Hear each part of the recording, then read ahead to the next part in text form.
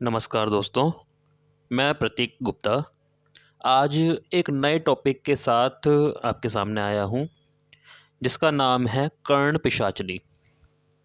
इसका नाम लगभग सभी लोगों ने सुना होता है। ऐसा माना जाता है कि कर्ण पिशाचनी एक ऐसी विद्या है या एक ऐसी शक्ति होती है, जिसमें जातक को कान में किसी भी व्यक्ति के बारे में कोई शक्ति बता जाती है, जो कि मोस्टली सही निकलती है। ये इतना ज़्यादा इंटरेस्टिंग टॉपिक है कि हर व्यक्ति इसके बारे में जानना चाहता है या जानने में लगा रहता है। वीडियो में मैं पहले ही बता देता हूँ कि मैं ऐसी किसी साधना को प्रमोट करने के लिए आज यहाँ नहीं हूँ। मैं यहाँ केवल इस टॉपिक को एक अलग तरीके से समझाने के लिए प्रस्तुत हूँ। ठीक है, देखिए सिद्धि का मतलब क्या होता है।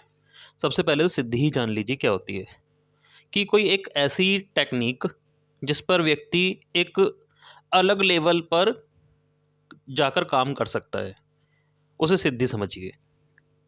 ठीक है, ऐसी बहुत सारी टेक्निक होती हैं जिन पर कोई व्यक्ति कार्य करता है और एक अलग लेवल का स्किलफुल हो जाता है, उसे सिद्धि बोलते हैं। ठीक है, और उस पर्सन को सिद्ध पुरुष बोलते हैं। ठीक है, और जब वही जो सिद्धि है वो अपने हाईएस्ट लेवल पर चली जाती है, परफेक्शन पर, तो उसे बोलते हैं विशिष्टता। फिर उस व्यक्ति का नाम पड़ जाता है वशिष्ठ। ठीक है, जैसे हमारे ऋषि भी हुए हैं। ठीक है, अब दोबारा चलते हैं हम। कर्ण कर्ण का मतलब होता है कान, जिसका यूज़ हियरिंग के लिए होता है, सुनने के लिए होता है। और दूसरा शब्द है इसमें पिशाच। पिशाच एक नेगेटिव वर्ड है।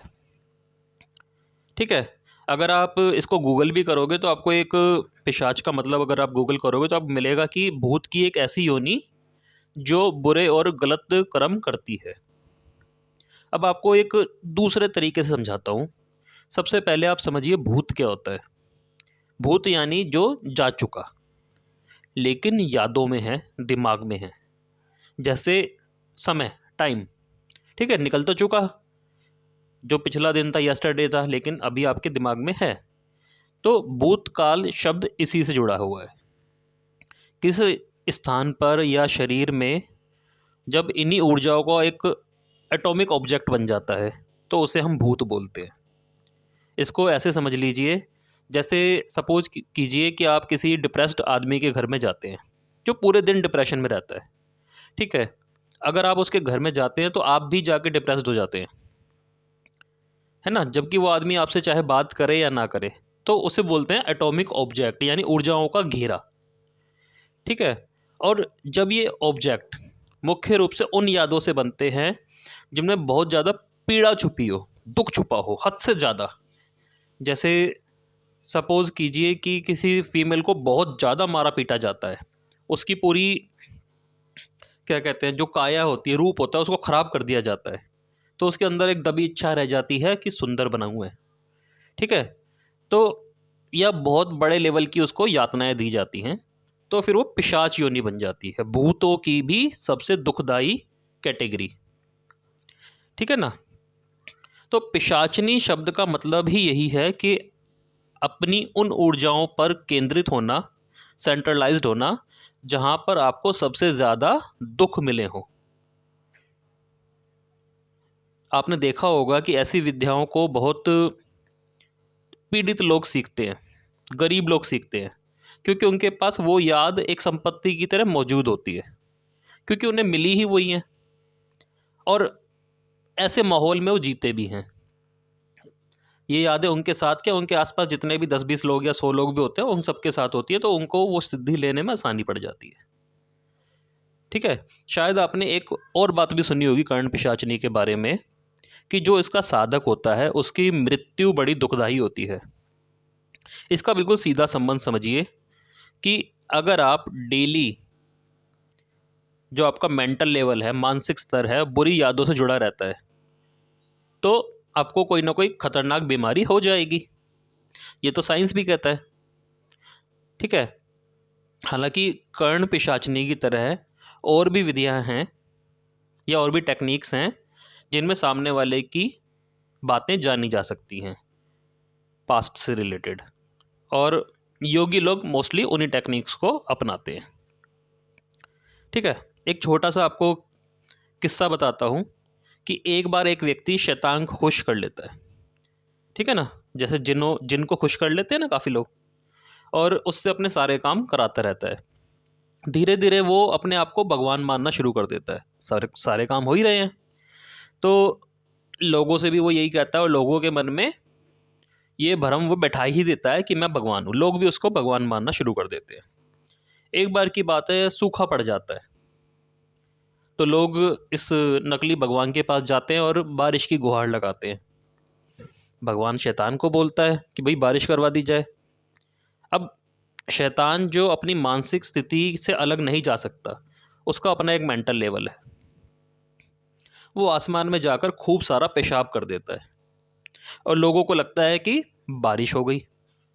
लेकिन थोड़ी देर में जब उन्हें बदबू आने लगती है तो उन्हें एहसास हो जाता है ये बारिश नहीं है, पेशाब है। और लोग नकली भगवान के पास जाते हैं और बोलते हैं कि भाई ये क्या करा दिया। भगवान शैतान से पूछता है कि ये क्या है, तो शैतान कहता है कि जिस कैटेगरी का तू भगवान है उसी कैटेगरी की ये बारिश है। यानी सीधा सीधा मेंटल लेवल से जुड़ी हुई चीज़ें हैं। ठीक है ना। अब कर्ण पिशाचनी वाले साधक को आपने देखा होगा कि जब कोई व्यक्ति उसके सामने जाता है तो वो व्यक्ति जो सामने गया है उसकी अच्छी बातों पर सेंट्रलाइज्ड नहीं हो रहा, ध्यान केंद्रित नहीं कर रहा, उसकी बुरी बातों पर ध्यान केंद्रित कर रहा है। क्यों? क्योंकि उस साधना ही इस तरह की है कि आपको नेगेटिविटी में रहना है। ठीक है। और आप देखना, ऐसी विद्या सीखने की जो जिज्ञासा होती है वो उन लोगों को ही ज़्यादा होती है जो हाई लेवल पे टेंशन में हैं, तनावग्रस्त हैं। अब अगर आप तनाव में हो बहुत ज़्यादा और तनाव से आपने कोई सिद्धि सीख भी ली, तो उसका कंक्लूजन आपको पता है कि तनाव से घिरा ही होगा। तो जो शब्द यूज हुआ है पिशाचनी, कर्ण का मतलब तो कान है, सीधा सीधी बात है, उससे तो कोई लेना देना नहीं, बॉडी का ऑर्गन है। पिशाचनी का मतलब ही ये दिया हुआ है कि आपने तनाव में जाकर वो सिद्धि सीखी। इसका एक दूसरा रीज़न भी है कि जब आप कुछ भी सुनने की ताकत रखते हो, ठीक है, जो भी सामने आता है आपको पता चल जाता है कि व्यक्ति के साथ क्या हुआ है, क्या होने वाला है, तो आपके अपने लोग जिन्हें आप बहुत प्यार करते हो उनकी बुरी बातें भी आपके कान में सुनाई दे जाएंगी। और ऐसा भी हो सकता है कि उनके साथ कोई बुरा इवेंट होने वाला हो, वो भी आपके कान में सुनाई दे जाएगा, लेकिन आप रोक तो सकते नहीं, आप बस दुखी हो सकते हो। ठीक है ना। तो इसलिए भी इसको पिशाचनी नाम दिया गया है कि ऐसा व्यक्ति दुखी ही रहेगा, क्योंकि जब भी अपने यारों प्यारों के पास जाएगा उनकी नेगेटिव बातें उसे पता चल जाएगी। ठीक है ना। फिर भी यदि हम इस विद्या से पिशाच शब्द हटाना चाहें, समझ गए कि सिद्धि तो हो लेकिन इसकी नेगेटिविटी ना हो, तो कर्ण शक्ति यानी कान की शक्ति, सुनने की शक्ति पर जोर देना तंत्र शास्त्र में बताया गया है। मतलब आप तंत्र से रिलेटेड किताबें पढ़ते हो, ठीक है ना, तो उनमें ऐसी कई विधियां बताई जाती हैं जो कर्ण पिशाचनी से डिफरेंट है लेकिन इससे रिलेटेड है। तो उसका एक सिंपल तरीका मैं बता देता हूँ, मौन हो जाना। ठीक है। मौन होते ही कान जाग उठते हैं, क्योंकि मुंह तो बंद हो गया। और कान जागने का मतलब है आकाश तत्व पर आप सेंट्रलाइज्ड हो गए, केंद्रित हो गए। और आकाश तत्व जब किसी व्यक्ति का जागता है तो कर्ण पिशाचनी जैसे लक्षण उसको मिल जाते हैं। ठीक है ना। हालांकि कभी हम आगे जानेंगे मौन और उसकी शक्तियों के बारे में। ठीक है। आज के लिए इतना ही। चैनल को सब्सक्राइब जरूर करें। धन्यवाद।